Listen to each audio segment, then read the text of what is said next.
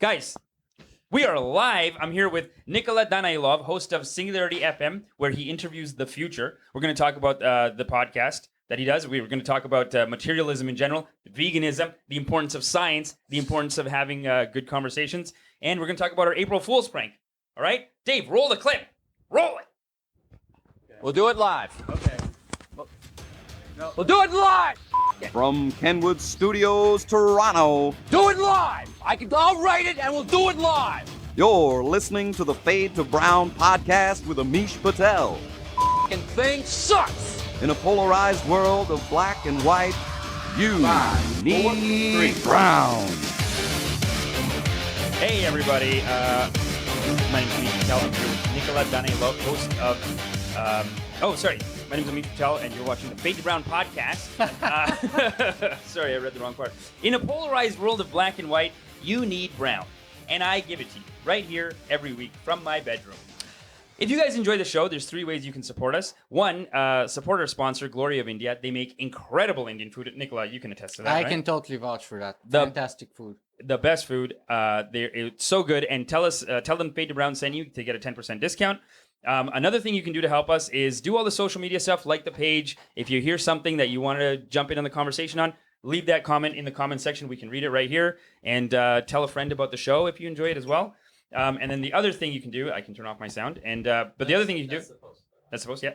The other thing you can do is support me by coming out to see me live, hiring me as a speaker for like weddings, corporate events. I can do all that. It's going to be a lot of fun. But today, my guest is Nikola and Amish, host and creator of Singularity FM, a podcast where he interviews the future. Nikola, tell us about your podcast.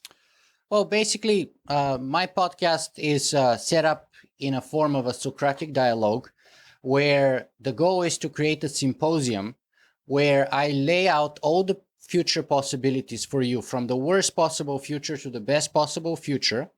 And then if I've actually done my job right, I would act as a midwife, and you would be actually the ones to give birth to your own ideas. So I'm not the one to actually teach you anything myself. I'm not the one to actually brainwash you with any kind of idea. I just lay out all the possibilities for you and hopefully create the incentive, the desire, and the inspiration for you to pick the best ideas and the best possible future and to make it happen.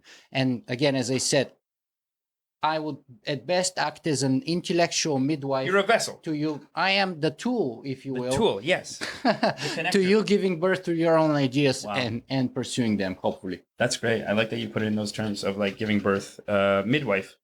This is what Socrates did back in the day. And that's the meaning of the word symposium.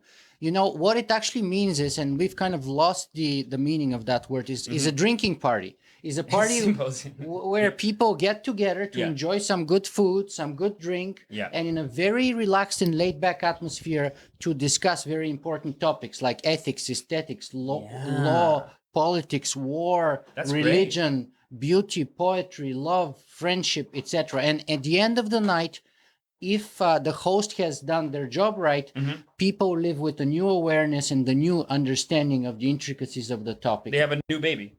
Intellectually speaking. They have a new intellectual baby that people like you help them give birth to it. That's great.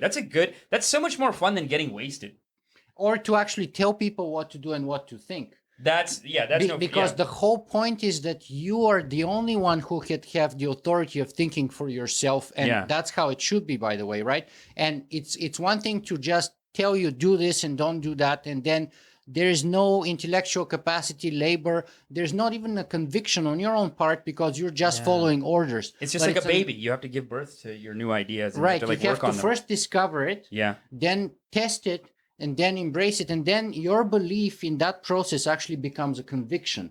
That's great. And that's why, for example, Socrates gave birth to all those philosophical schools after him, like hedonists, the Stoic, the Epicureans, the hedonists, a bunch of other schools, the Platonists. I was going to say Plato was his student? Of course. Right. Plato was his best student, of course. And so all those diverse philosophical schools were birthed from those kinds of symposiums. So they're getting together, getting wasted. I love that about Greece. I love that it's like, but here we do this thing where we're like, drinking is for, like, don't think. Like, it's Friday. People say things like, I don't want to talk about work. It's Friday. It's like, it's like you go drinking. It's like, don't think. The music's so loud in Toronto when you go out. Right. Like dancing is fun. Absolutely. But it doesn't have to be so loud. And like I got to scream at someone to have a conversation. And it just seems like a weird direction we've gone in with just how we go out. Like, why do we have to go out like this? Why can't we go out and have an intellectual conversation? That's why you have to pick the place for the goal that you're setting up yourself. If you want to dance and if you want to go out with a couple of friends and dance, that's awesome. But if you want to have like a stimulating conversation, it's best to pick up a place with like a lower kind of tone background music where you can enjoy the company, enjoy the meal, and fully kind of immerse yourself into that kind of friendship. And friendly conversation and sort of get that new sort of momentum forward and new learning and new connecting with your friends. Yeah. I do comedy in a lot of weed rooms, and it seems like they're into that. Well, if you think about it though, there should be as many weed rooms as there are alcohol. But isn't that cheating a little bit though? But isn't that the cheating weed is cheating? You think? Right? Because, because people would laugh even if you're not too funny. I mean, that's making your job easier. Or they're not gonna laugh even if you're too funny. No, they don't laugh ever. So okay, it really is like a symposium. You got to come one night. Okay. You and Dave, you guys both got to come. I did share that. I shared it. Yeah. You guys got to come out one night because we do the Vapor Central show. They just sit there and listen. Like you go up. Some people get laughs. Most people don't get laughs. You're having to talk in front of people. You should come do it. Okay, you can get on the show for sure. All right. I mean, it's a comedy show, but still, you can. Nobody's laughing at anything, so you just say you're a comic. That's cool. Now, I'll be very serious and not laugh at myself. Is that not cool? That's cool too. That's funny. It's like you can be a character who's like, I'm trying comedy today, and just do like. I'm gonna be the serious futurist / scientist / logic kind of guy. How about you do a joke and then say that was quite humorous. You should be laughing. Clearly your intelligence level, and then like just do your jokes like that. To get my joke, you need IQ of 150 or up. You do, yes. Yeah, for sure. So you guys, your brains are too damaged. If you guys don't laugh, you know what's the reason, right? Yeah. But here's the thing, though, they do respond like that Vapor Central room. It responds very well to science philosophy. Mm-hmm. They're stoned in that sense, though, too. They're stoned, and they're like, "Oh, cool, man!" Like you bring up like a philosopher or like Terrence McKenna, Alan Watts, and they're just like, "Oh yeah." They're listening, but you're not. I'm a big fan of Alan Watts. Alan Watts is a king, right? Absolutely. Okay, so this is you make a bold claim for your podcast, Singularity FM. The claim is that you interview the future. Now you have interviewed Michio Kaku. That's great. Ray Kurzweil, fantastic. Noam Chomsky. These are big names. Yes. Okay, these are big names. Yes. But the reason why we brought you on here, we're very excited about an interview you did with a scientist named Mr. Patel, and that's Dr. Patel. Don't ever make that mistake, or you're going to, have the wrath of Dr. Patel, which I suffered personally, and I do not want anyone else to have to endure that. I promise. Yeah, we don't want anyone to endure that. I'm so sorry, Dr. Patel. Very important detail. Let's never make that mistake. I think we have a clip of you making that mistake. I can't believe it. Okay. You made this mistake. Yes. And we have his response. Dave, can you play that? I can. Here we go. Well, my name is Dr. Patel. I'm Sir Isaac Newton Chair of Cosmology and Quantum Mechanics at the India Institutes of Technology. It's in Mumbai, so we call it MIIT. Dr. Patel, that's perhaps a fascinating coincidence, or not. I love how you're like, that's a great coincidence. Or not, that was a fun clip. That was fun doing it. That was an April Fool's joke that we did. I had a total blast doing it. I had such a blast doing it. Yeah. It was such a beautiful, it was like a piece of art. Like it feels like we made art together. We made a baby. We did. We totally made a funny intellectual baby. And it was a result of love and of teamwork of you, me, and Dave, who's there Gibson, behind the camera, who's incredible, crucial contribution we have to acknowledge. Huge, yeah. Right, it would not have ever happened without Dave. Yeah. So it was a total blast. It was a blast. I already have people requesting. I have a follow-up interview with Dr. Patel next April Fools. Yeah, we got to keep on fighting. Oh wow, next April Fools, nice. Yeah, I don't think we've put out anything that has that much of a response, or like just a standalone video.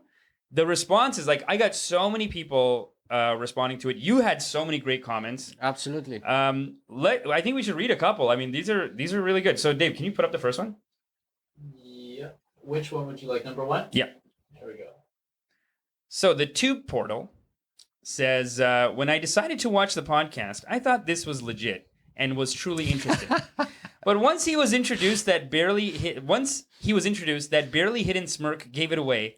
Then when he insisted, my name is Dr. Patel, I fell on the floor, gasping for air, and suddenly I rounded pi to 3 and got it. Happy AFD. Socrates, LOL, XD. That's hilarious. The Tube Portal said that. Thanks for the comment. I wish I could say your real name. The Tube Portal. Do you know that person? No, I'm sorry. Well, sorry. they know you. They're like happy AFD, Socrates, LOL, XD. So Yeah. XD, I don't know what name is XD. But the key here, though, is that it seems we pasted right. Yeah. Because we couldn't tell off the joke at the very beginning, right? Yeah. So we had to pace it and sort of crank up the Yeah. volume of humor Slowly. as we progress forward in the interview until it gets to a point where Yeah. it's kind of almost ridiculous, but yet without sort of breaking that line, hopefully. Yes. And I like that we got a couple of people. Yes. So Dave, put up the second one. O2. Who say that we accomplish exactly that. Yes, this next person, we clearly accomplish it because okay. So Nicholas Montague, good.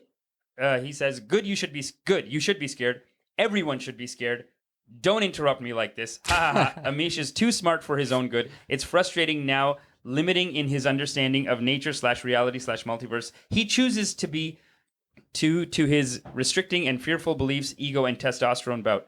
He is very intelligent, but also very ignorant. But I get it. So he is young, and it is necessary, but he'll learn just like everyone else. Read Lee Smolin and John Smart. Buco Nero, Buco Bianco. Thank you, Nikola." Like, here's what I love about this guy, okay? This is a guy who's sitting there going, I'm going to let him know. Like, he's just like, responding like, you are very ignorant, sir. But it's good that you are trying this. You're young, you're full of testosterone, but read Lee Smolin and John Smart, and you'll learn something. And as far as I'm concerned, that's a good thing for me because, my blogging name is actually Socrates. Yeah. So if I know one thing, that is the fact that I don't know. Yeah. Right. But the thing is that people don't know that they don't know. And that's why they think they actually know, which is where the biggest mistake we usually make is. Yeah. Right. Yeah. So it's much more important to start from a point of ignorance, from what Buddhists call beginner's mind, rather than from knowledge. Because if you start from a full cup, there's no space to add anything else in it. But true. if you start with an empty cup, then you're able to take a lot of knowledge. That's great. And so many things in our mind, so many people and so many things in our minds, like we compartmentalize and we say like, I know everything about this. And so any other opinion on it is like, excuse me, I think you should read John Smart and you'll know. Like, it's like we can kind of fight that. Yeah, and John Smart is indeed very smart. And I've interviewed him on my podcast. Great guy. Okay, nice. So I would stay by that recommendation. Beautiful. People should read John Smart and a bunch of other people too. Yeah. Right? But again, we should even leave more space for opening for new ideas and new content to come. Yeah. Okay, so we have another person that we tricked on this. Dave, do you want to do we keep going through the comments? We go actually back and have forth many with the videos? people who we tricked. We tricked hundreds. We tricked lots, yeah. Yeah, hundreds. Here's another person that I thought was funny that we tricked. Can you put the third one on, Dave? Yeah. So, Stare E says, Mr. Socrates, I am so sorry you had to spend your resources on this, Mr. Patel. He wrote Mr. He should know better. Yeah. Stare E, I don't know if that's an he insult. doesn't know what's coming for him. He doesn't know. Dr. Patel is not going Yeah. to be happy about this. Yeah. Stare E. Okay, and then he continues to say, so sad, he, Patel, seems to have lost his red stapler. Think Office Space movie. Okay? A rebel without a cause, in a sense. And then he wrote, and then it says edited. He wrote another one. Mr. Patel is a presuppositionist. He claims to have evidence of the presence of a being that created our universe. The problem with that stance is that it introduces a complexity into the equation of our universe that quickly becomes unsurmountable. Such as, if there is a creator and there must be a creator, then in order for the creator to exist, it itself must have been created. Patel claims that the universe must be created by what is in effect a being that is invisible and immaterial. A being that is invisible and immaterial is indistinguishable from a being that does not exist. Also, what is telling of his presuppositionist position is how he became upset with the interviewer when asked for reasonable evidence of his claim. In All other good words, stuff.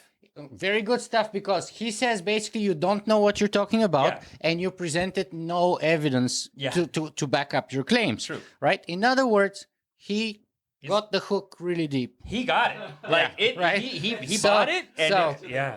Yeah. That is beautiful. I love like just like that. That was so much fun with this. Is just catching people like that. Like that's hilarious. Yes. And it reminds me of religious arguments. It almost because when I was growing up, I'm Hindu, and Christians and Muslims would argue this stuff about Jesus, and they'd be like, "No, Jesus is our guy. No, he was reborn like that." And they'd have this nerd debate. Right. And then if I came in with like some Ganesh, they'd be like, "Hey, get out of here." Get out with the elephant. The elephant? Kid, The real religions are God, talking. yeah. Come on. And they'd have these debates, but he seems like one of those guys, like a presuppositionist. Like that's an insult on his, in his world, right? And there were actually other commenters who advised that you actually read the Bible, by the way, to educate yourself. Educate yourself by reading the Bible. Show another little taste of the video. Yeah. Okay. Cool. Give them a little taste. Sure. Of This is my favorite. Sure. So, do you have multiplying, Dave? Yes. Let's play that one. Are you ready? Here we go. And now I can multiply anything. Wait a minute. Wait. Now you're saying that you can actually multiply any two numbers? Yes, this is what I'm saying. In a way, Okay, so let's take 767 by 511, for example. 391,937. Wow. Okay, let me double check this. All right. Okay, so let's do it one more time. If we take your number here that we just got, 391,937, and we multiply by 786,797. 308,375,789.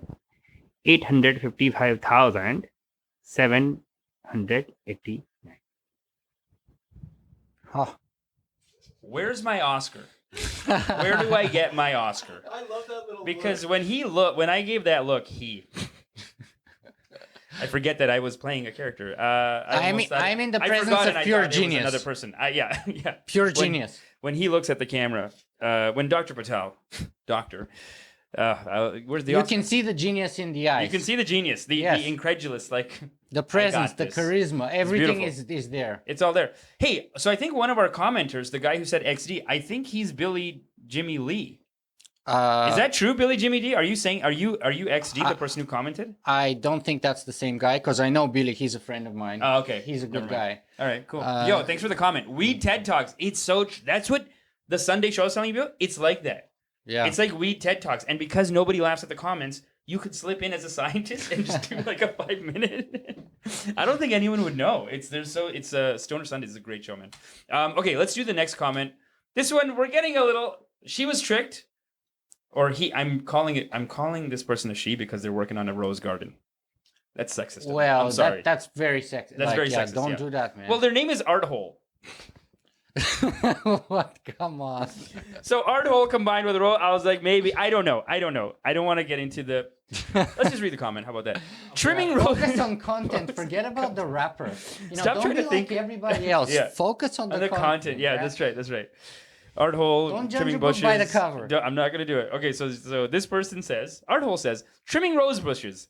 Ouch. Had to pause the interview as it seemed to go off the rails, then started playing it again, struggling with dead pointy rose vines. And Patel says there is one number. Oh, please let it be 42. Come on, 42.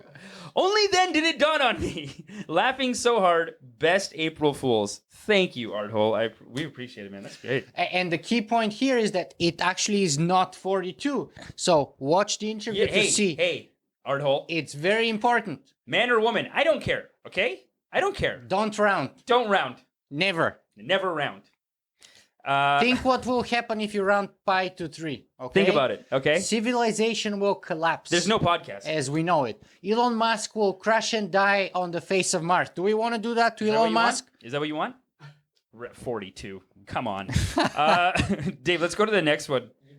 This guy has... We haven't done 4 yet. Oh, we haven't done 4? No. Oh, my bad. Let's do 4. Follow up. So Gord Dean says, follow-up comment. Just rewatched this interview 2 days later, and it is still brilliantly played. Yeah, let me just say, hey, Gord, you're awesome, man. I love you. He's the only guy who sends me old school hand typed letters, signed and everything. Like, the guy is awesome. He's What a been a class long-term fan of my podcast and a Okay. supporter. And Gord, I appreciate you, man. Thank you very much. I'm happy we make you smile, and I'm happy you had to rewatch it a couple of times and you smiled even more afterwards. That's the whole point why we do it, buddy. And we do it for people like you. So thank you. Gord, thank you so much. I'm also terrified at like how little the difference is between like a super fan and like a stalker. Someone sending you handwritten letters. I'm like, yo, Gord, I don't know what. It's like, you know what? If I had a stalker, I'd be like, thanks for watching the show, though. I appreciate it. But no, they're Gord, hand signed, but they're typed on an old school typewriter. you're a class act Right? or a serial Totally killer. class act. Yeah. Class act or a Totally. serial killer or both. And either way, I appreciate it. No, I have to say I've only had one stalker so far, and Okay. that was a couple of years ago, and that did kind of give That's me scary. that really freaked me a little bit. Yeah. Because the reality is, if someone wants to come and kill me, it takes them just 3 minutes to Google my home address, and they know where I live. Okay. Right. So it did really freak me out. Gord's on the level. So no, Gord is totally the other end. Gord is a cool guy. Gord, man. 100%. Yeah. Okay, so Gord goes on to say, after saying that it was brilliantly played, thank you, to Dr. Amish Patel. He put that in quotes. I don't know why. He writes, excellently portrayed, sir. Thank you. Hey, now you're British accent. Come on. Yes. No, that's the wrong accent. Too many accents now. Yeah. Okay, then he continues. He goes on to say, the first time through, there were a number of hints that gave me discomfort, particularly the do not interrupt comment, but not enough to question the entire interview until the number 41.14159265359 came along. Thank you, Gord, for putting the correct number. For getting it right, as always. Yes, he didn't just put 42 in there. He put the right number. Thank you. He's missing a 9. Oh, is he 9? Oh yeah, and by the way, that's my fault because I had that typo in the beginning, and then someone warned me that I need to put the 9 there after Yeah. the comma so that I don't incur the wrath of Dr. Patel again. And so they saved my buns twice, right? And I had to correct it. So it's not Gord's fault. It's entirely my fault. But now it's been corrected though. Gord, you are brilliant. Yeah. So he says, this time through, there are even more obvious hints to the hoax. How many giveaways have anyone else found? And by the way, So let many. me just share with you guys here, or were we talking about that? Those are all real things that actually really happened to me during interviewing people. Did we have another comment to talk Right. about that? So- Clip for that. So we have Oh, the yeah. clip for that. Okay, so play the clip first, maybe. Should we play the clip? Sure. We're doing we haven't done the Johnny Depp one, and we have the face off. We're doing the face off. Okay. The face-off. Okay, the face-off has a bunch of like real moments. Okay, here we Yeah. go. Go for it. Can you not see my points, though? I mean, Douglas Adams said that the answer to life, the universe, and everything is 42. And that's kind of the same thing that you're talking about, isn't it? No, you're not listening even, okay? It is not the answer to life, the universe, and everything, okay? It is the fundamental code at the heart of the universe. It's a very completely different thing. But to me, sorry, that sounds like the very same thing to me. No, you don't understand, okay? You don't understand because I understand quantum mechanics and you do not. All right. I'm a teacher. I teach it, actually, at MIIT. Dr. Patel, Are you a teacher? no. Yeah, okay. I didn't see anything. I'm not an expert in quantum I mechanics. didn't see even doctor in your name. So Right. Yeah. I'm definitely not an expert in quantum I mechanics. can see that. And I'm not a doctor even in philosophy. I already know from talking to you. Okay, I see we're not. Yeah, and Beauty. so I just want to share with you guys that when we were scripting this show, the idea about a week before April Fools, actually those are all real things that actually happened to me. Yeah. So I did have a pretty well-known physicist and a mathematician tell me that I am ignorant and I think the way I think because I don't understand quantum mechanics and he does, and then I He gives you had that face. He gives you like a Tippler. Tipler, it well, was well, okay, fine, it's Tipler, yeah, like, but you don't understand particle physics, and I do.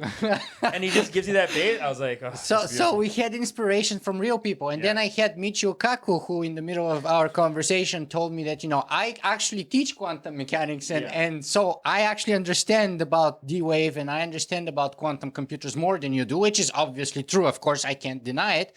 But and then I had another person who is very famous, and actually more than one person, who off camera gave me hard time because I forgot to mention the part doctor a couple of times, and they got very upset with me. Oh, yeah, this is another real Luckily, person. that wasn't on camera, and we actually cut it out a little bit. But Yeah. but all those things actually have happened with me, and we mentioned a couple of names, but I cannot mention 20 other names who had equal or actually in some cases funnier and or worse things happen that we did use and sprinkle throughout this kind of gag for April Fool's. So much of it is real stuff that really happened to me, believe it or not. That's awesome. And Gil Ares, thank you so much for the comments, dude. Gil says, you guys fooled me. I was insulted on Nicholas's behalf because of that. Thank you, I appreciate it. We were doing that stuff from real insults that you got. Those things did happen, actually. That's hilarious. I love nerd fights though. Yeah. Like we had a bit of a nerd debate right there. And I love those, man. I love that people are so obsessed with something that they can be like, no, that is incorrect, sir. But like those people are so important.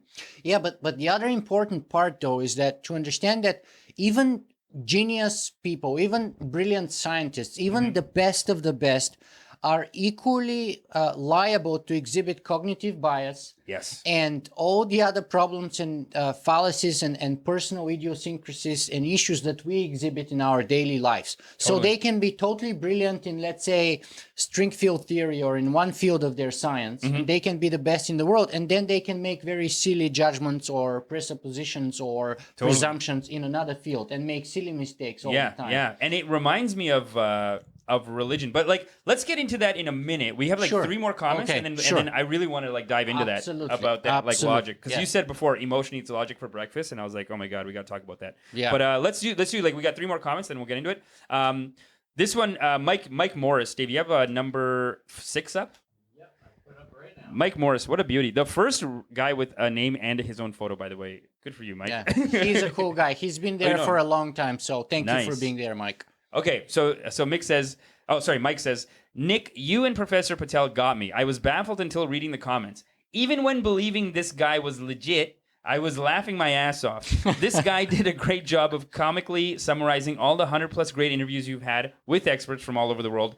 We Yanks appreciate a well-planned April Fool's joke. Emoji, emoji, emoji. Next year, ask Kaku to participate. He's got a great sense of humor. Does Kaku have a great sense of humor, though? I think so. But more to the point that Mike makes here is he has seen most, if not all, of my interviews. Yeah. And therefore, he is the guy who actually managed to follow the thread and figure out that much of that stuff we sprinkled throughout the April Fool's joke was actually based on real stuff. Yeah. Because he could see those elements, and that's why he laughed so hard. He can see the giveaway stuff, which makes it real. And then I feel like our scientists, like when I was writing it, I was like, I want to include real science. So it's all the science is real except for that one thing too. That's another way of like when I wrote it, I didn't just want to say like nonsense. I wanted to say that's like, okay, that's real, but not everything. Well, let's be a little bit more focused with that evidence. statement, though. It's not that all the science is real because we don't know what the real science is, but there are real scientists who believe and claim those things that you made there. Yeah. So, like Nick Bostrom. And that's a little bit of a difference, right? There's a big difference. There's a difference. But like Nick Bostrom, Elon Musk, I don't know if Elon Musk's not a scientist, I guess, but he's a businessman. But Nick Bostrom was a big inspiration. I think, by education or something. I think he's like a computer engineer, maybe? Or I don't know. Something, yeah. And then what's his name? James Gates. James Gates Jr. James Gates, the black guy. Yeah, he's got the beard and the hair. That guy. Good comments too. Oh, yeah. Nelson, you made it, man. The Church of Danilov. Nelson says the Church of Danilov. I love it, dude. Now, Nelson, people back in the day when I started 7 years ago, they used to ask me, what do you do? And I say, I'm a podcaster and a blogger. And they're like, what is that? So after I've explained what that means, actually, then they ask me, okay, so what's the topic? And I would say, the technological singularity, transhumanism, artificial intelligence, genetics, robotics, nanotech, synthetic biology. And they'll be like, that sounds like some kind of a weird cult, Yeah. like Scientology. Yeah. Are you like a Scientology cultist kind of guy? And I'm like, whoa. No, but it's So, funny yeah. how they meet. It's funny how they meet. You go deep enough into science, and now it's getting to this weird area where we're using a lot of the same, like, where a religious person looks at us and says, "Oh, you think it's a simulation?" Well, what's the difference? It's like you believe in God in a simulator, or God, and God, I guess, Creator. dreamt it all up and created it, Or a programmer. and Yeah. it starts getting to the same place in a weird way. Right, and you know, that's what actually Yuval Noah Harari talks in his latest 2 books, which, by the way, are the best 2 books that I've read for the last 10 years, perhaps, and they're called Sapiens and Homo Deus. And he talks that all the things that bind us together are invented myths. They do not actually believe. We're talking about corporations don't exist, nations don't exist, money doesn't exist. All the things that put us together, the idea of what human means, like all those things are mythologies that we create artificially, and what binds us. So he says, if you go to a chimpanzee and you tell him, take the banana from the chimpanzee and say, okay, give me this banana and you're going to go to chimpanzee heaven, the chimpanzee would think you're crazy. It will never give you a never banana, work. Yeah, right? yeah, But yeah. if you go to a human and says, give me your food or do this, do that, and when you die, you're going to go in heaven, you know, a human can believe that kind of mythology and Yes. base their actions today in the present on some outcome in the future that doesn't exist today. Doesn't exist. And I was reading a thing about this too, where people say like you couldn't get through the day without like 200 irrational beliefs. At least I would say for me probably 20,000. but hey. It's a lot though. Yeah. Just to do basic stuff, like you just have to believe things are gonna work, even though Yes. you know nothing about them. Yes. So yeah, no, believe like we are based on beliefs. It's almost like the thing that changes us. And from which animals. is why, as I said before, emotion eats logic for breakfast. 100%. And which is why, by the way, I want to, because here's the thing, when people disagree with you Yeah. at a logical level, they put out those totally impregnable fortresses. Oh yeah. And you can have the best, most solid logical argument, but you cannot make a crack in their You wall can't, of armor. you can't make the crack. Yeah. But with music or humor, they're so powerful that you can start undermining the foundations Yeah. of that fortress and make cracks, and they become the vehicle or the vessel which you sneak in an intellectual idea, yeah. and you create that bridge Yeah, and yeah. you communicate, which is why I wanted to bring you to my show. And also the other reason, by the way, is that comedy is so powerful, right? And so we should also have some sense of humor.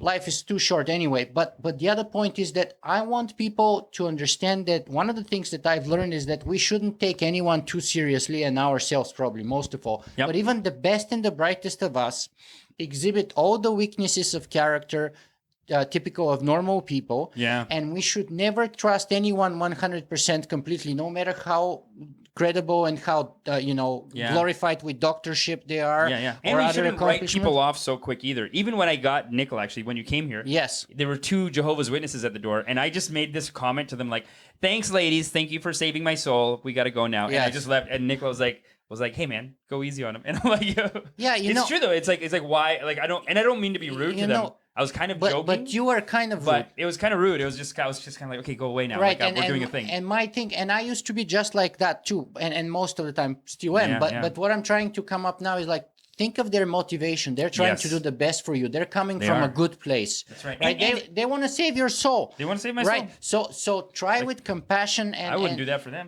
I don't even know if I'd do it. I'd be like, Well, okay, God, so especially then- Jehovah's Witnesses. so then- they only have 150 spots in heaven, 150,000. But so I'd be then like, I tell give other them people. credit for the fact that they Good care for about you. you. Good right? for them, That yeah. they're coming from a place of generosity and concern and compassion and love for you. It's so true, you should yeah. start with the same place. Is what I'm saying. And I'll say this, that like right now, the fight between atheists and scientists is too heavy. It's too like there's too many atheists, and I almost became one of these atheists who was like, your religion is so stupid, and I'm going to tell you why. And it's like that's not going to convince anyone. Right, and you know that's the danger of also being too, because it becomes a religion on its own. Yeah, yeah. Some nice little hearts. and I Thanks for remember- your comments there. Yeah. Thanks, guys. And I remember in Psychology Today recently had a study where they said that if you have a set of beliefs and you believe in them strongly, and then I come at you with the exact opposite evidence, Yeah. not only will you ignore the evidence, but you'll keep believing the thing that you already believed in.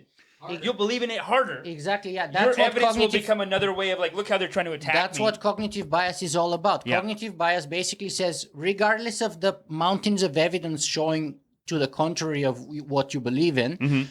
people get even more entrenched into their own beliefs, and that's what cognitive bias is, right? Yeah. And that's the reason why I wanted you to come on my show on April, even on April Fools, so that I can tell people, please don't take my word for it. Don't believe me. Don't believe, the smartest people in the world 100%. Believe them 90%, but always leave a little space for doubt, because with doubt is where growth begins. And that's the area, where we connect with other ideas. And if we're 100% sure of everything, we'll never make any progress whatsoever, right? Exactly. Doubt is the beginning of all, and which is why I like to say that doubt is the beginning of all science, whereas religion, it's all about answers. It's about, here's the book, the God said it, just follow this, and you do nothing else to the end of the world, right? Yeah. Whereas all progress is made on the idea that, of being falsifiable. And one of the things we said in the thing is like falsifiable evidence. Like Not you got to just- be able to be like to prove what's wrong in a way too, or right, prove that it can be wrong. testable. Falsifiability means that it's a testable hypothesis that you can either confirm or deny. But the other point is that people would say, well, a donkey, if a donkey was good for Jesus and a cave was good for Jesus, then why do you want a Mercedes, and why do you want to have running water and all the modern luxuries of modern life? It does hold people back in a way. But all progress in the world consists in the moment where children, usually through the intergenerational gap, start doubting that the lessons or the truths of the older generations apply to them. And as you said it in the interview yourself, you wanted to find the boundaries of math and break them and go through them, right? Yeah. Because you're a bad boy. But that was also Did I say that? You said Yo, we that don't have that clip. I was a bad boy. I was a bad boy. I wanted to break the boundary of math. I'm bad boy. I was a bad boy. Math, bad boy. Rebel. But that's what young people do, and that's how we have progress, right? Because they don't accept for true what is being handed down to them. And sometimes they fall on their faces, and because there are certain things that we need to learn by experience. For sure. But other times they come with better ways of doing things that their parents did. Definitely, and I saw a great thing about like how we need liberals and conservatives. Like liberals and conservatives hate each other right now, and it feels like that a little bit with men and women too. A little bit where like people are picking sides and like with Trump and all this stuff. But it's like the thing that. Oh wait, what was I gonna say?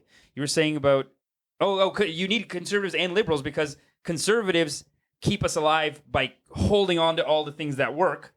But included in the things that work, there are things that don't work that the liberals have to be like, we got to try something new. So you actually need a balance of both. If it was just conservatives, we would never have any progress. And if it was just liberals, we wouldn't pay the bills or something like he had a really good way of saying it where it's like you need the two kind of fighting back and forth. I think right now we're too divided.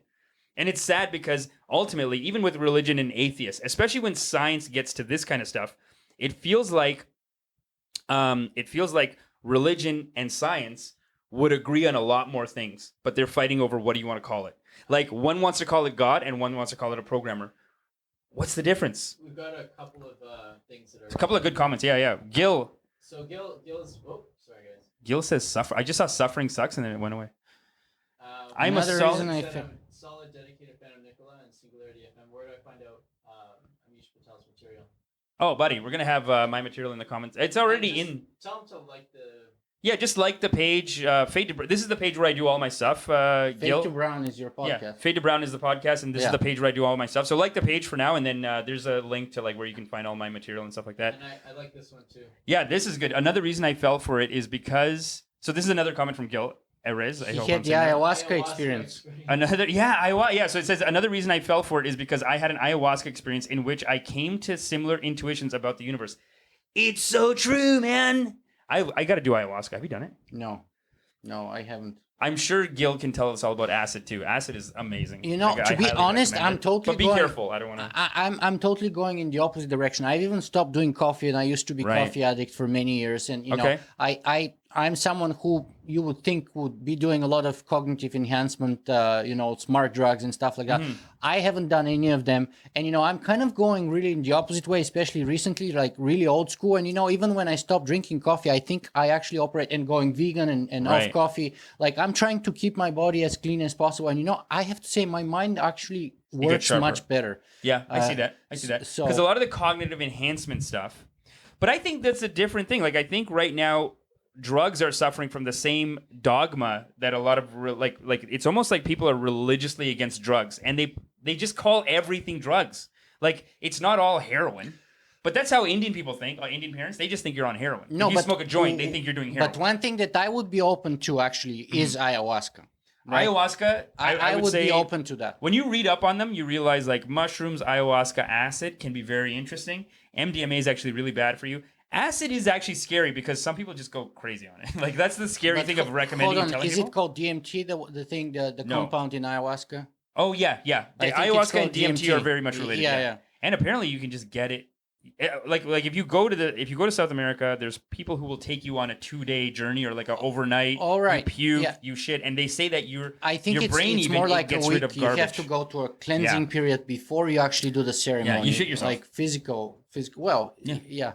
It's a little hard talk for Singularity FM. I bet. No. got you. I mean, it You depends on shit yourself. the whole point of you cleansing yourself is actually to avoid that. To be honest. Oh, okay, but what Right? I've heard of it is So that yes, it's almost like that happens, but not every time, and not to everyone. So it depends, and there's measures you can take to avoid that happening. like doing a pre-cleanse. But what people say about it, Made a clarification. ayahuasca equals DMT plus MAO inhibitor. Oh, interesting. Yeah. Hey, Nelson is a what's cool up, guy. buddy? He Yeah. loves your show. Yeah, man, he messaged. Yeah, what's up, buddy?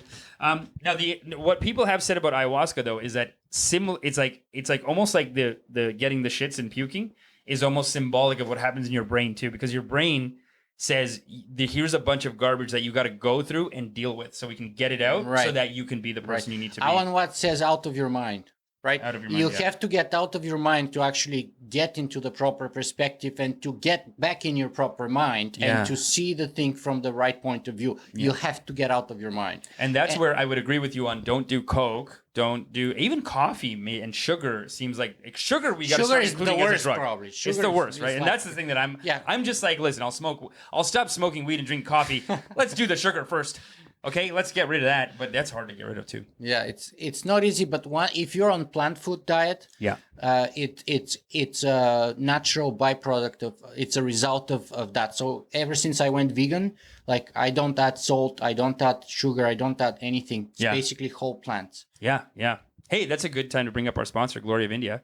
I actually just made a post. Oh, that's awesome. Yeah, no, because we ate vegan. Well, you ate vegan that day. Yeah, and they have a lot of vegan food. every day. Yeah, you ate every day, of course. Yes. Yeah, but they have really good vegan food. So shout out to Glory of India sponsors. And the funny thing is, I used to hate Indian food before, and as soon as me and my wife switched vegan, now we're big Indian food fans. We all you love got. it. Well, Asian food is generally very good. Thai food. If you go vegetarian or vegan, like it's your it's only very option good because you can go to those are the few places where they actually cook the food and prepare it with real ingredients. Yeah. So you can always walk into a Thai place or an Indian place and say, hey, I just don't want, yogurt, meat, and butter and stuff like that. They can always make something for you. There's like with Canadian... lots of good veggies. Oh, good vegetables, good and stuff. chickpeas and all that stuff. Yeah. We There's just gotta throw it though too that Glory of India is it just vegan? They have the best freaking butter chicken that I've ever. Oh, Dave loves their butter chicken because. Well, I wouldn't know about that. I wouldn't know but I'll about take that for because it. we've gone Sorry- vegan, Dave. sorry So, to- but if you want to eat meat, Glory of India does have a lot of great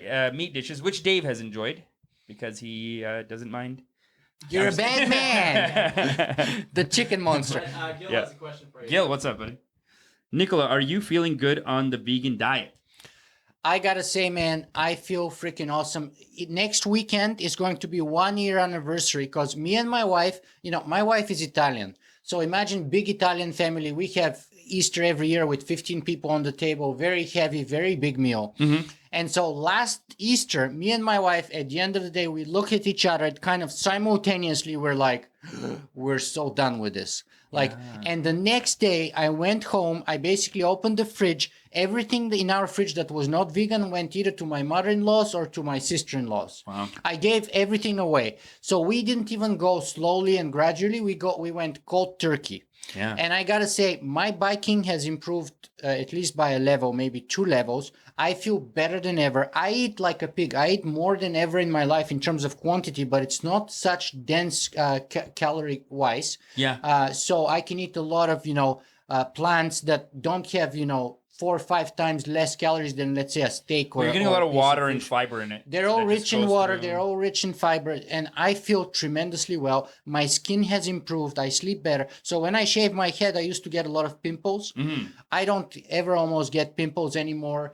I Wow. sleep better. I'm better on the bike. I think it's one of the best thing that I've ever done for me and for the planet, to be honest. So I'm a huge proponent now. There's a great Bill Clinton interview where like he's like 75, 80 in the interview, and they're like Bill Clinton? Bill Clinton, or he's no in the interview. It was a while ago. I don't know, how old is he?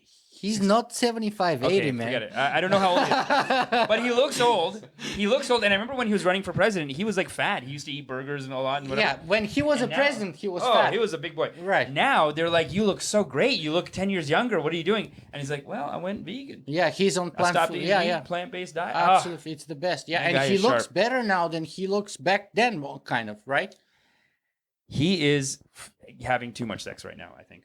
Anyway, But- that's but- another story for But another that's day. another benefit, by the way, of the vegan diet. That's what I heard Bill Clinton talking about it. I was like, oh my god, this Because guy. you know the veins get plugged with all that stuff from the meat byproducts, from butter, from fats. You know, all those things that give you heart Aye. attack. You know, just think of the thing. It's like it's a big vein, right? Yeah, it's a giant vein. So if it gets plugged, then you're in trouble, It's right? giant veins And on it's, veins. by the way, one of the first symptoms that starts telling you that you have cardiovascular problems for the heart. Is You know, this guy. impotency is a symptom and a sign that you're not doing well with your cardiovascular. Yeah. Oh, And- really? It's not brain? I've heard impotency is mostly well, all in there your could head. be a number of symptoms, but Like stress or impotency something. is definitely one of them. Definitely, like, if it's like the blood can't get So there. so veganism helps like Yeah. tremendously. Bill Clinton is. I just imagine how much, because you go to those Democratic National Conventions, We know that people Amish- can't stop Okay, clapping. We clapping know for him. Amish doesn't have an issue with his junk because Bill Clinton really does it for him. Bill Clinton does it for me every Okay, day. time Bill to Clinton does it change for me. topics. Enough Time to on change that. topics. Yeah. Okay, we got another. Oh, I missed one of Kaja's comments. I guess it went down. What'd she say? Oh, Oh, we TED Talks. Kaja just said ever. All right, cool. LOL. All right, thanks, Kaja. I just want to give everyone a shout out. Okay, let's go to this comment that you brought us. Gabe, can we go to comment number 7? yes, we can. Because this goes into the things of like what were the giveaways on the video, Uh-huh. and Gil was talking about this earlier too. So Info Sofer says, ah, laughing. Nikola, you totally got me until I realized the date.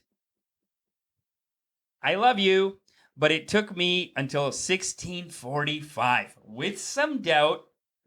But, and please don't interrupt me like this, gave it away. This guy is too great to be real. By the way, that's another thing that I got that happened to me in real life and like more than once. So that's again 100% true. Yeah, nice, man. And then she says, and I was wondering all this time whether I was really so out of touch with such Indian academics, or rather, as speaking for all of us, the other way around. Beautiful. No, it's not even about the. It was fake, and it was acted. That was beautiful. Thanks for the comments, guys. And then this is the last comment that we're going to read today by Lucas Mueller. Dave, you have that one up? 10. Number 10. Yep. This beauty. Lovely, Nikola. Just lovely. Wonderfully played. Weirdly believable up to a point when I had to burst out into laughter. Amazing and not at all expected. Reflection with humor. I'd love more of that just as a provocation of thought, which never can be wrong. Can it? Truly something fresh. I love that because we were talking about this Yeah, already, that yeah. like it just gets people thinking about this. Yeah, we already covered that point, but it's very important to Yeah. reinforce it perhaps that humor goes places where logic cannot. Yes, and that, oh my And God. that's why it's so important. But also, we should never be too serious or too convinced that we know the truth. Yeah. We should be a little bit more Socratic in our approach to saying, I know that I don't know, and really believe that. And be more a Socratic. little less self-assured. Yeah, Socratic. Socratic. Yeah, that makes sense. And you know, don't take my word for it. Don't take whatever genius you want to quote his word for it for to be 100% of the truth, because growth always lies beyond that point, because answers are all just waypoints. They're stations along the journey of life. And if you get stuck onto a station, you're never going to get onto the next step. And that's why it's the questions actually that matter. Yeah. It's the questions that push us to go forward. And a good answer actually always raises a bunch of other new questions, bigger and better, right? So Isaac Newton gave us an answer, and that answer lasted for 200 years. Then we had Einstein, who actually showed that Isaac Newton's answer doesn't hold under certain circumstances, and then he pushed us even to go further. And when it came to the big things in our universe, and now we're looking for someone like Dr. Patel to give us To actually do 1 the inch equation or shorter or a single number that can explain the coming together of the real big things and the real small things of the universe. So in other words, to put quantum mechanics and the theory of relativity together, right? And this is how we build progress forward, right? Yeah, you have to build interest for it for sure. And so maybe Dr. Patel didn't discover it and he's not real, but he'll inspire someone else to do it. No, but a lot. That's my contribution to science, is I'm going to inspire. Absolutely, and a lot of the things that Dr. Patel said, not only the joke parts, but the science parts were true parts. Yeah, they're lifted from like Nick Bostrom, as we said, like James Gates. James Gates and Neil many deGrasse others. Tyson had a talk with like 4 of them. Absolutely. It was brilliant. Absolutely. And it's not, that's the thing that I keep trying to tell people, is that the universe being a simulation, it's not that preposterous. No. Like, there's stuff in there that's real that, like, if you go down to a particle physics level enough, it's essentially just information. Yeah, James Gates supposedly has a code that reminds. Error correcting It's not code. just any code, actually, but it's a code that is the same code that is used in browsers, in internet browsers right now. They call it error correcting code. Right, exactly. And that code is found, and he found it written in the fabric of the universe. Supposedly, it's crazy. yeah. So, like, you know, who know? I don't know if it's true. I'm not probably the best person to judge it, but I'm just saying. So we don't know if that's the true science, but there's true scientists who actually believe that and argue that and have put their reputations on the line for it. For sure, man. And you know, you were talking about just critical thinking before that too. I just heard an interesting thing about education and how, and Michio Kaku says this too, where we don't teach people how to think. Yeah.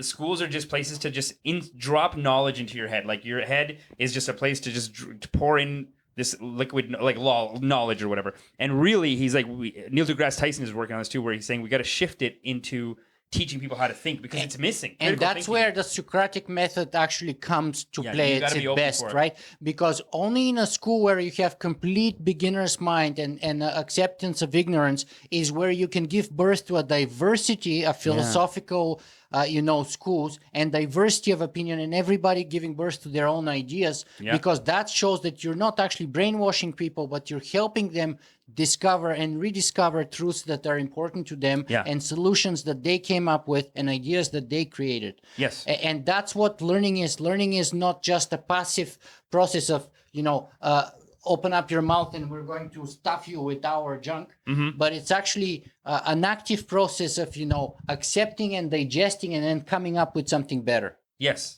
Okay, so I want to lead this into our conversation, because I think that the biggest fight back to to science is from religious people, and it's specifically religious people who are afraid of nihilism. And they accuse and they automatically jump to like, oh, you don't believe in God. This is the number one thing. You know what my mom says to me? The number one thing she says, if I say I don't believe in God, someone says they don't believe in God, she says, oh, okay, then go murder everyone. Go murder. Go kill someone then. Right. Oh, you don't want to kill them because you love God. Like, that's her proof. To her, that's proof. That's evidence. Like, oh, you didn't kill anyone, right? Well, that's because you love God. Yeah, and that's what a lot of people say. If we don't have a God, right, we wouldn't have the fear of God, and we'll be all mass murderers and nihilists and stuff. So to me, my response is that, first of all, it's a very selfish thing to be good to go to heaven, right? Yes. That means you're not doing good stuff because it's the right thing to do. Yeah. You're doing good stuff to get something out of it, which is a transactional deal. Yeah. Basically, you're trading. I'm going to be good, and God's going to reward me by sending me to heaven. Right. So that's kind of a deal. Where I would say is, like, if you take it as a philosophically important thing, and you talk about pure ethics, you should do things because they're the right thing to do, not as a means to an end, but as an end in themselves. Well, now I got to worry about my mom, because my mom's like, well, if there's no God, murder everyone. And it's like, Mom, do you want to murder people? That's what I think now. You should like, not... Are you just like well, right. She's just on the edge of like, man, I'm going to kill this. Oh, God. You're lucky, pal. Yeah. I get one word from him, you're going down. Like, that's it. That's So all you if need. God dies tomorrow, they're gonna kill everybody. Yeah, that's you got to watch the religious And people. by the who way, are- that's dangerous because imagine in a situation where we actually, really hack the nature of reality, or we Yeah. have ridiculous life extension and allow people to live for hundreds of years, or we do a bunch of other things that will have religious impact in the essence that people would start doubting their religions. Mm-hmm. And then those people who are held by their fears maybe will going to be suddenly released and start doing shit like that. Yeah. Right. And so that's why I say it's best actually to start from a philosophical or from an ethical point of view and get your priorities right and say, I don't kill people because it's the right thing to do, not because I'm going to get something Just out of something can be inherently good without this religious thing. it. Yeah. And actually the highest form of ethics is doing the right thing, even explicitly when it doesn't pay you to do so, but it actually costs you.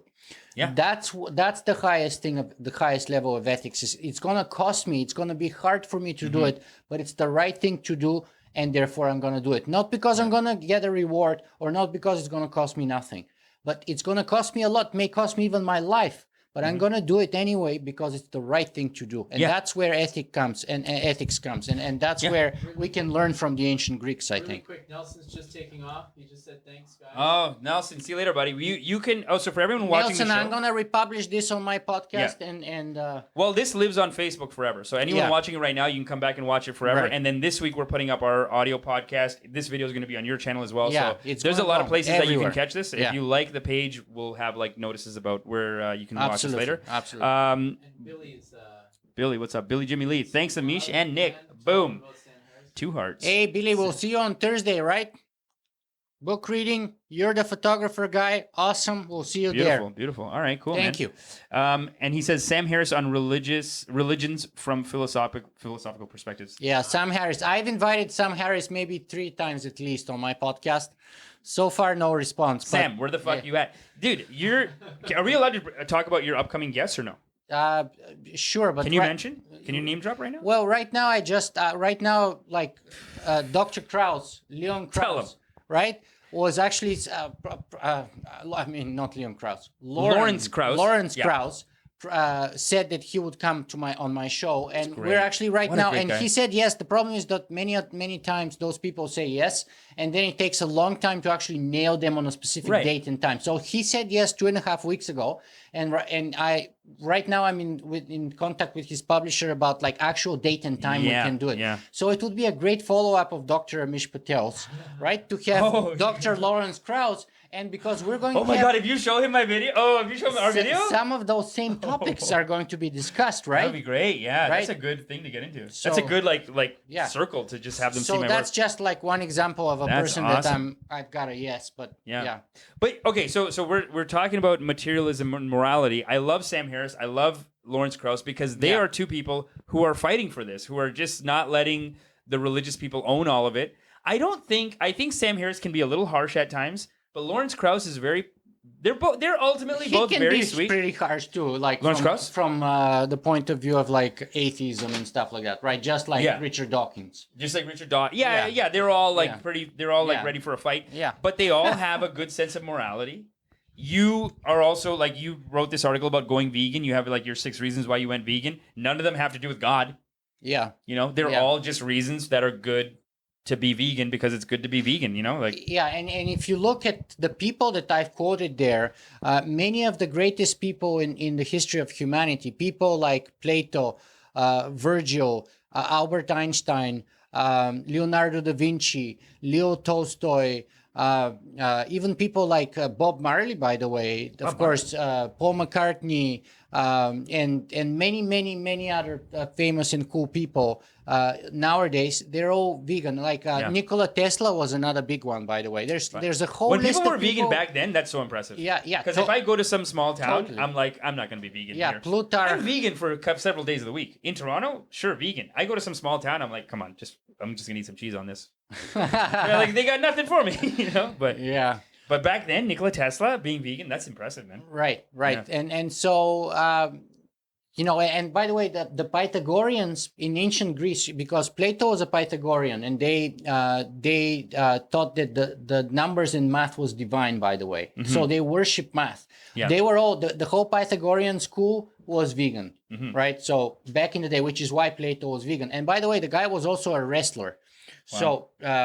So he was a very good wrestler. There's a couple and of a very MMA good fighters who are philosopher vegan. and vegan. Yeah, Yes, that's great. absolutely. That's great. And you know what, man? I hear all these arguments against it. I don't even want to say I'm against people who eat meat or like, I hear arguments against it too. But I just like that you have a sense of morality that is not like, I'm going to go to hell after. So And I shouldn't do this. Maybe I will. Okay. Yeah. But I'm gonna try to do the right thing right now, today, in what I do, With the because best it's the information right you have. because best it's the right information, thing. Yes, based on insufficient but the best information that I'm able to get. Yeah. Because it's the right thing to do, not because I'm gonna get something out of it. Right. That's the whole point of ethics, is that you do the right thing because it's the right thing, not to get something out of it. Because otherwise you're in business transaction and you're just trading. I'm gonna do this. I'm gonna scratch your back. You go, hey God, I'm gonna scratch your back. You're gonna scratch my back. Kind of deal. Right? That's interesting. Apparently, like Jewish, like the Torah is very like legal.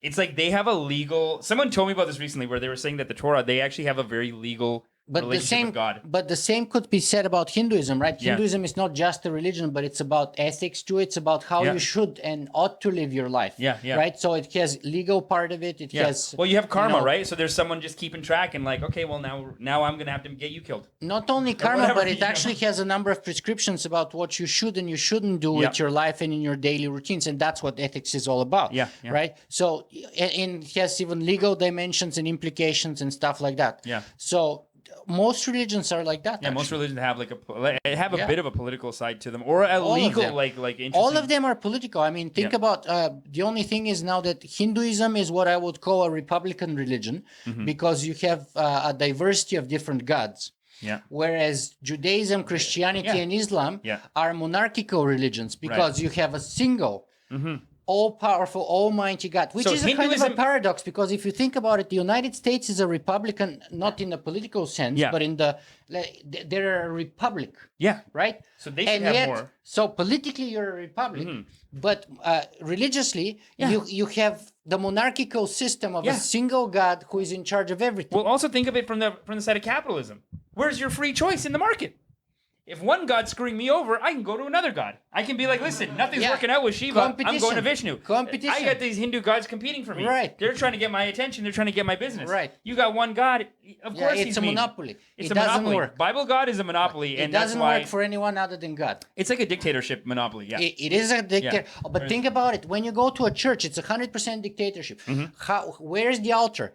The altar is at the back of the church, and God's throne is facing backwards the wall, and he is up on the higher ground.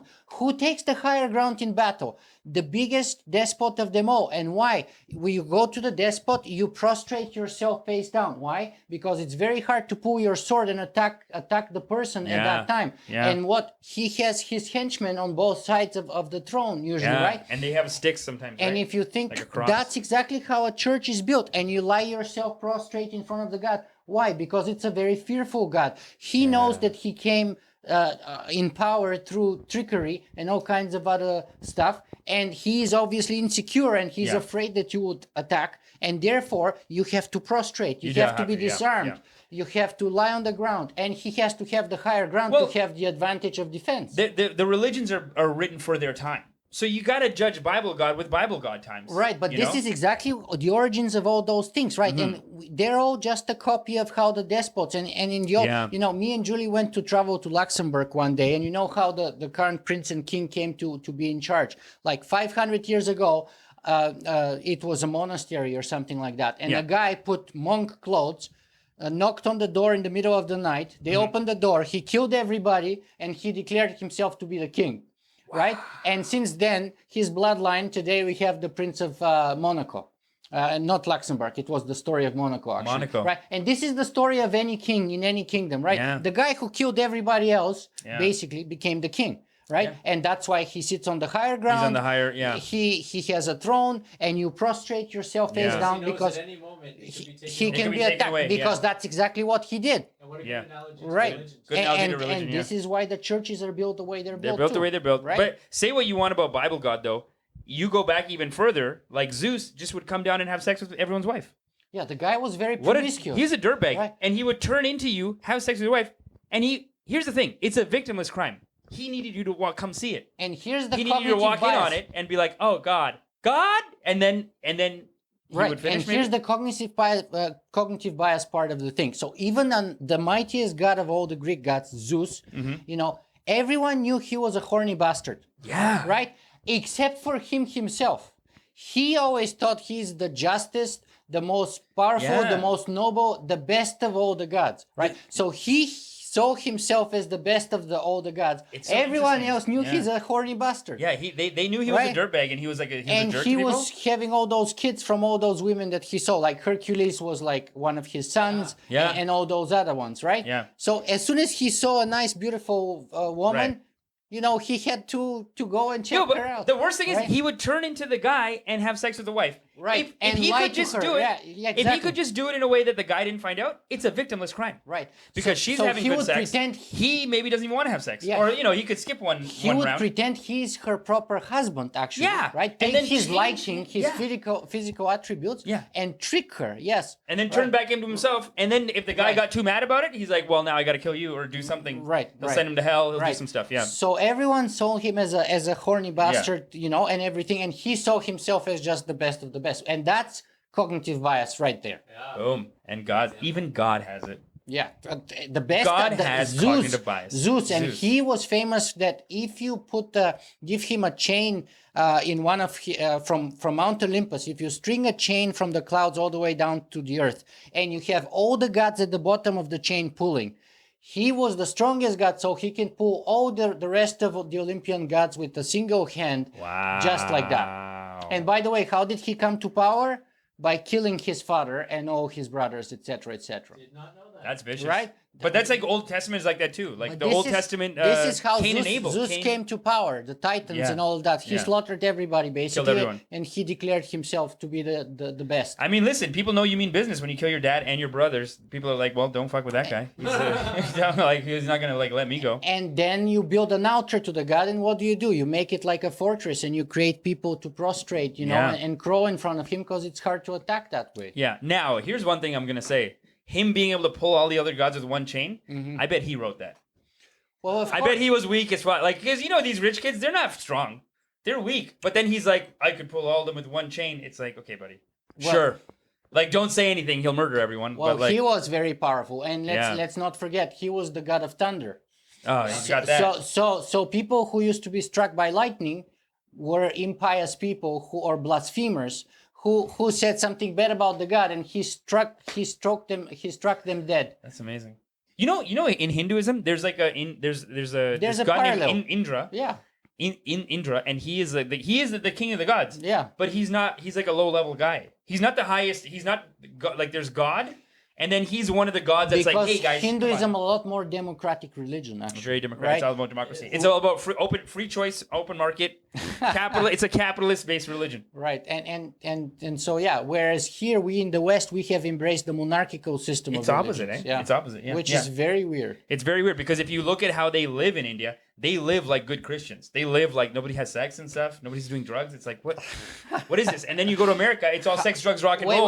Wait. If nobody has sex, how do we have 1.some billion Indians? After right? marriage, dude, they have sex after they get married. They clearly have it, all They're right. like Lots they're of it, pushing the okay. marriage. They get people Like- married when they're 20. That one doesn't fly, Listen, buddy. you know how many of my uncles they got married because they were horny? I have uncles that told me this. They're like, he's like, listen, I was 19. They put a girl in front of me. I need to get pussy. Like he's just like, yo, and he's married, and like I'm like, she's in the other room, but he's like, yeah, but Okay, you start you're 20 sounding years like old. Donald Trump using those words now. You know. yeah. I mean, that's what. Yeah, people just got married. Okay, let's get back on. I think we need to. I think we're. I think this is beautiful. I think we wrapped it up well with Zeus. No. You think so? Okay. Yeah. Oh no. You wait. We do have one That's cool. question. We have a question. Let's answer the question. Okay. There are ethical arguments in favor. Yeah, they're ethical. Yeah. Yeah. So sorry. Gil Irez says there are ethical arguments in favor of a I think he means it's a question. conscientious, Are there? omnivorous Yeah, diet. well, he maybe as a statement, maybe as a question, but the point is this though. Yeah. First, it's about personal ethics, right? I'm not telling you do this, don't do that. As I said, I'm just sharing with you what I do. I'm sharing all the options and the possibilities in front of you. you decide what's good for you. So that's where ethics is inseparable from personal choice. Otherwise it will be slavery, right? You have to make the free choice yourself. But secondly, I personally, as far as I'm concerned, I don't see any ethical reasons. Let me talk a little bit about that, because that's an important point. So we've been talking about gods right now. Right. As far as the animal world is concerned, we are the gods. Yeah. Okay, we are the givers and the takers. And what kind of gods are we, right? We are the kind of gods that kill 75 billion animals and 1.3 trillion fish and other organisms from the sea.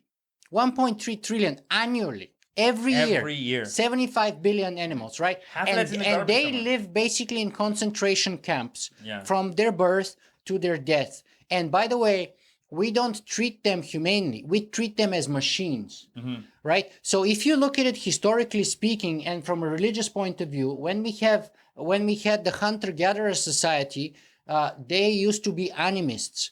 They didn't consider, the hunter-gatherer didn't consider himself above the mammoth, the woolly mammoth that they ate, or all the other animals. They considered that everyone had the right to live, and they apologized to the animal for killing it and They were just grateful. in the game. They were just in it. Like, we're all in it together. Like, I got you today. And they were grateful that, because the next day the tiger ate the human, for example, and we all saw each other together. Yeah. And we didn't see ourselves as special.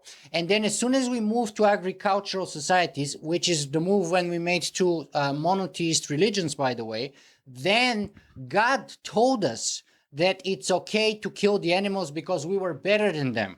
Yeah. You see, it's important to know how this happened. And then we justified most everything because we're better than the animals. Why? Because we have the soul. And they don't have the soul. That's the reason why we think Same logic for better. slavery, by the way. Same logic for Of course, slavery. of course. A lot of religions have how to treat your slave. But These animals people are our slaves, right? So, Animals are, but human beings can be too. right. Yeah. But nowadays we've went away. Hopefully, We went away from slavery. slavery, and now we're still. But we have on the billions animals. of animals that we are treating as machines and as slaves, and as a means to an end rather than as an end to themselves. Guaranteed at one point we're going to look back on eating meat as the equivalent of slavery. I have no doubt on that. That's my take on it, but Gil may disagree with me. And But he has another point too. Oh, a lot of people disagree with me on this when I tell them, but what is the other point? I don't see I don't see it. It's right here. Conscientious omnivores. Opposed to Yes, and that's the point of the free range society, and let them roam. But you know what?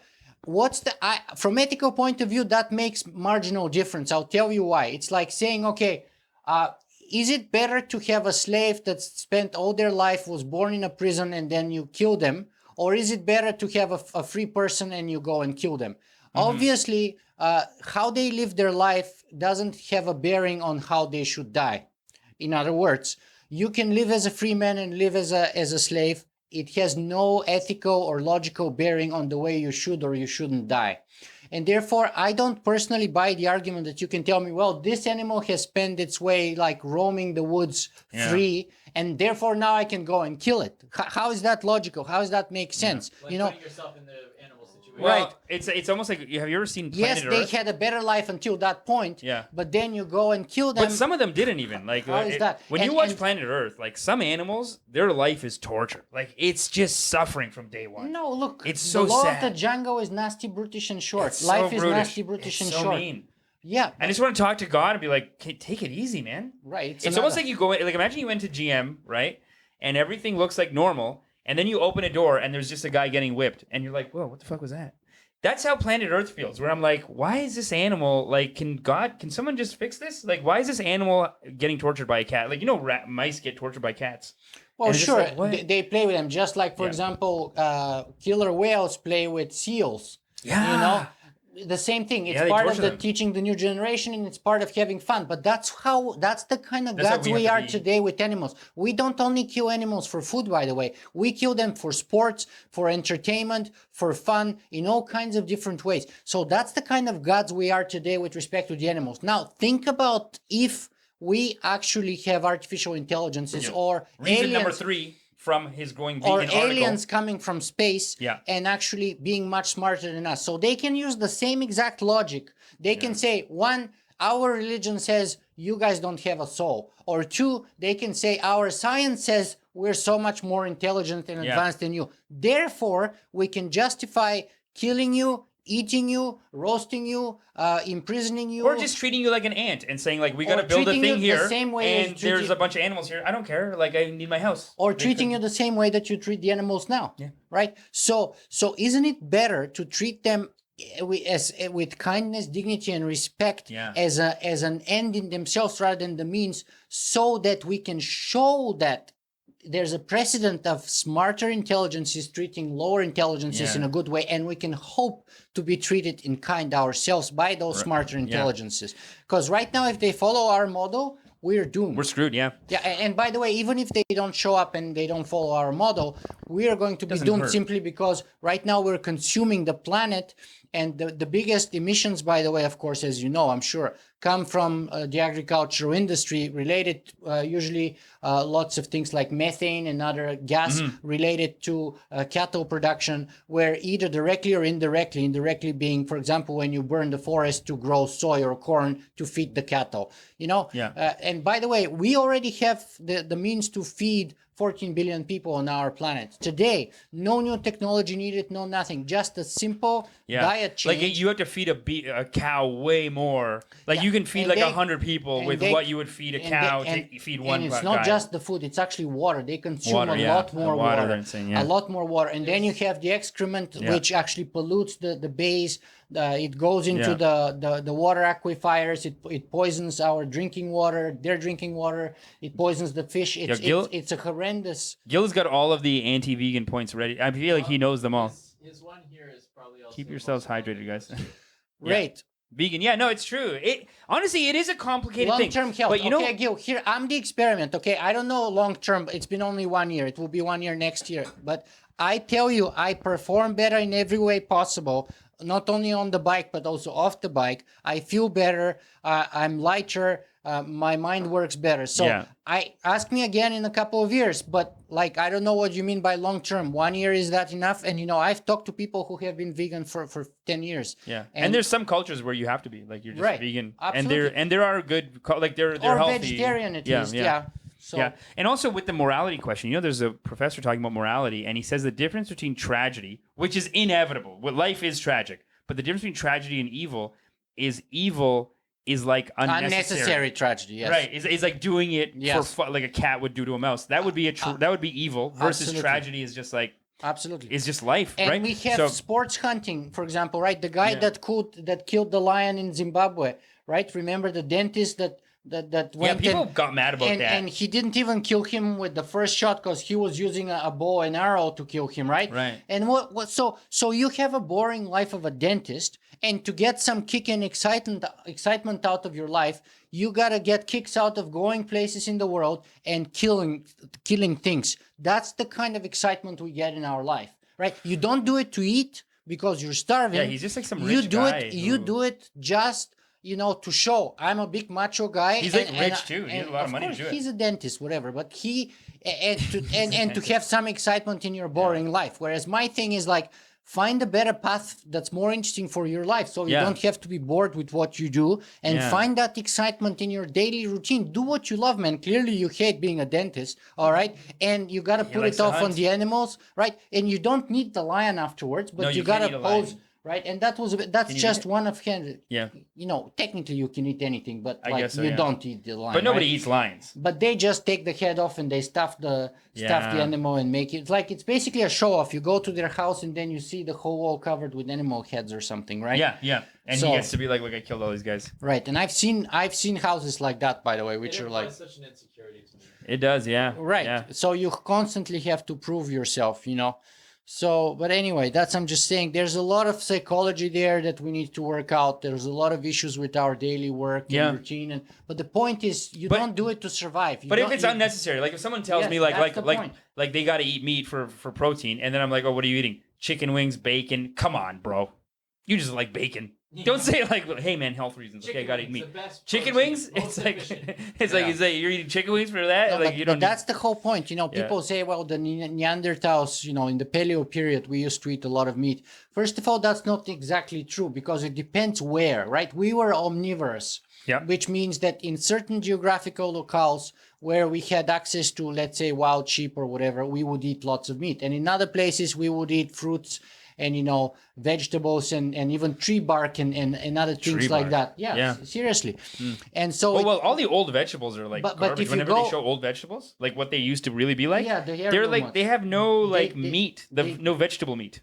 but they even look different. They're not They look so different. carrots are not red, for example. No, right? they're not red, like and broccoli was purple and- weird. Yeah, everything is different. But Everything's different. Yeah, but everything's the like point is, hybrid. if you go even before that, and if you look, because we've been in the Paleo period maybe for a couple 100,000 years, but before that, or maybe let's say out of the last 20 million years that we've been hominoids, 18 million or so, we were like sort of different levels of monkey state or ape stateness. And if you look at it from that point of view, actually throughout the longest part of our history, we've been eating mostly fruits, right? Yeah, isn't that mostly what monkeys eat? Is fruits? They just eat bananas. That's the stereotype. Not anyway. bananas, but like tree fruits or whatever. Yeah. Lots of stuff. And They do eat meat sometimes, though, eh? only Rarely? some species of monkeys and very rarely. And Only the here's jerks. Here's the other killer Yeah. thing to consider. What's the most perfect food for humanity that was designed by evolution over millions upon millions upon millions of Whoa, years? you're not gonna say banana, are you? Are you gonna do that video where the guy's like, "Look, the atheist nightmare"? Have you seen No. that video? No, It's hilarious. But anyway, finish your point. I'll tell you. it's milk. It's baby milk, like the milk that the baby Right. gets from the mother. And if you look from that milk, in the content, it's by far the lowest protein content of all the animal world. Wow. And one of the lowest fat contents of all the world. In fact, the vast majority of the stuff that's in baby milk doesn't even feed the baby, by the way. And people It's mostly water, isn't it? no. And people couldn't even figure out what is it for the longest time. And only recently we discovered that the most stuff that's in the milk actually goes to feed your microbiome. Because the microbiome, yeah, I've so the heard that. mother feeds the microbiome in the baby's tummy so that it develops to be a healthy microbiome so that the baby has protective immune system that kills all the bacteria from the other food. Right? So it's very low on fat, it's very low on protein. So high protein diet and high fat diets are not good for babies, and they're, by the way, not good for adults. By the way, that's the only milk that's good for us, and only until we're suckling babies and no later. Because let's say cow milk is designed to basically create a baby calf to be able to run on the savannah or on the pasture away from a but predator. our milk doesn't. We have take very that. different milk requirements, very different everything. So and after we get out of suckling period, like we don't need that even anymore. Microbiome is very different from a cow's microbiome, so that's actually pretty darn bad for us. Mm-hmm. And we agree with that with the paleo people, by the way. There's a lot of agreement actually between the there is a paleo lot and of the agreement. vegans, right? There is a lot of agreement. So one thing you can do is you can start with the commonalities rather than the differences, Yeah, right? yeah. Don't eat processed food. Eat a lot of good vegetables. Don't drink milk. Don't eat cheese and all those things. Right? Well, this goes back to even the religion science debate. I feel like meat eater or not, vegan has the same animosity where people are like, "What you don't eat meat? What the hell's wrong with you?" And then the other side does that too, where it's like, there's 80% that we can agree on. I don't have the animosity because I was there, man. I was there. I was like, until a year ago, I was eating a lot of meat. Because first I didn't eat a lot of meat when I was growing up, and then when I came here in the West from the East, when I was a kid, my mom would buy a chicken, and she would make food for the whole family for 3 days with one chicken. Like she would make a soup with it, then she would put half of it in a rice dish, and then the next half in like a potato, and it would be me, my dad, and my mom that are going to eat 3 days from that one chicken, right? Yeah. So most of the food we ate actually was not the actual chicken, but the stuff around the chicken. Yeah. Then I came here and I started eating a lot of meat, like everybody else does, right? Right. And my wife's family is Italian, so lots of meat, lots of burgers. her dad barbecues all year round. Yeah, Italian. There's a lot of sausage. Right. And stuff like So I used to eat like 3 burgers or 3 steaks sometimes, on a that. sitting. But Like, you feel better now, was- not. Eating Are you it. kidding? I feel so much better. Well, there you go. I never have Sometimes stomach it's just issues. personal thing too, man. Like maybe you don't want to eat it, so you don't eat it. I don't. Gil's got a good comment here. He's saying talk to Dave Asprey, Bulletproof. That's a good point because Dave Asprey from I've Bulletproof. interviewed Dave Asprey you have? on my show. Wow. Watch the interview. 2 things for Dave. No scientific backing of his claims in most cases. I took it easy on him during the interview, but watch that interview. He doesn't have a single peer review study to support his claims. Almost very little But science. his claims on pro eating meat. He's pro eating meat. Is that it? Hardcore, yeah. Yeah. So and number 2 is watch, especially if you're a coffee drinker, how me and him were geeking out on the coffee stuff. Oh yeah. And you would see that even though he's very good about not having mold and all that stuff in your coffee, actually, when you buy coffee from him, it's already been pre-roasted. And you don't know when it was roasted, by the way. And the key for quality, one of the key elements of the quality of coffee is not only starting with a great bean, et cetera, Yeah. but the roasting date. And that's why the best way to do that, by the way, is to home roast it. So I only buy fair trade or organic green beans that I home roast at home, and we consume Yeah. those. I've had it. It's good. From 3 It's to really good 7, coffee. 10 days maximum after the roasting. You try that Yeah, coffee, right? it's fantastic. Right. So watch that interview with Dave. It tasted Asprey. surprisingly light. Yeah, I've done Dave too. You've done Dave. All right, guy. Let's wrap up, man. Okay. We gotta wrap it up. How do we wrap this? How do we wrap? Well, I was gonna say that that the same way that meat eaters and vegans, religious people, scientists, there's like all these commonalities that we can find, and this podcast is about in a polarized world of black and white, you need brown, and we did a lot of brown today. All right. Very cool. I People don't usually think call it gray, but I call it brown. Okay. Yeah. Okay, and I would say, my thing is, don't believe yourself, even yourself, 100%. Yeah. Question everything. Question everything, especially yourself. Be open-minded, have beginner's mind. Yeah. At least those are my approaches, and I admit I don't always live to my ideals, but I do strive to. And me, for example, when I talk to paleo people or meat eaters, I have compassion because and experience and also awareness that I was there, man. I was doing exactly that just Yeah. like a year ago, right? So I never ate meat, so I don't care. But people who eat meat are like, how You dare never you? ate meat? I never ate it. I'm Hindu. There you born go. I was born like this. There you go. So you're much better than me. Then My mom brainwashed me since I was a kid not to eat it. Well, A lot of milk, though. A lot of milk. yeah. Well, I'm So- Bulgarian, so I grew up on milk and cheese. But when basically. I go back to India, I'm taller than everyone, though. Yeah. So what is that? Is that the milk? I don't know. Well, that may be the hormones in the milk, maybe. Probably the hormones. I'm getting Right. steroids. So listen, keep Yeah. drinking milk, I guess, is the message. What? No. If you want to play in the NBA. Yeah, if you want to play in the NBA, exactly. Yeah. Sure. We're getting some love here. As they, What's up? They feel that we're wrapping up. Yeah. Oh, thanks, Billy. Billy says, nice studio, Mish. Really enjoy hearing from Nick in your creation of environment. Thank you. Making his experience possible. I like how Nick consistently turns and speaks to us while looking at the camera as he is talking to you. He's a pro. Thanks, buddy. Yeah, he's a pro. And I'll get there. Gil, I feel lucky to be able to correspond with you. Great folks. Thanks, buddy. Thanks Thank for you the all for question, watching. Gil. My respect and Yeah. and I appreciate it. Yeah, thanks, man. And that's our show, man. Support our sponsor, Glory of India. Amazing food. Speaking of all the vegan food. Yes, amazing food. I vouch for it. I ate there and I'm going to go eat there again. Yeah. And by the way, if you still haven't seen the original episode that I did with Dr. Amish Patel, make sure you watch it. It's phenomenal. I myself, I admit, I've seen it like 5 times beginning to end, Yeah. and I kill myself laughing Yeah. every time. That's Listen, how good it is. It took like 2 weeks to write that. You better call me fucking doctor. God damn it. You call me doctor. That's doctor level. Yeah, that's doctor level. Guys, that's the show. Thanks for watching. Thank you, guys. We love you. Cool. Goodbye. Bye. All right. It's good times, buddy. It's a good podcast. Yeah, 1.5 hour, but that's cool. Yeah. They were cut. Yes. I'm Because just usually I'll watching say something about drugs or something I'm at just this point. watching And then that's a beauty.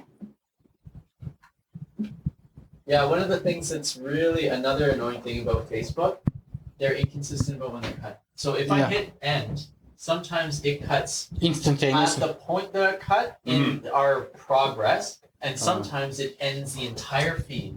So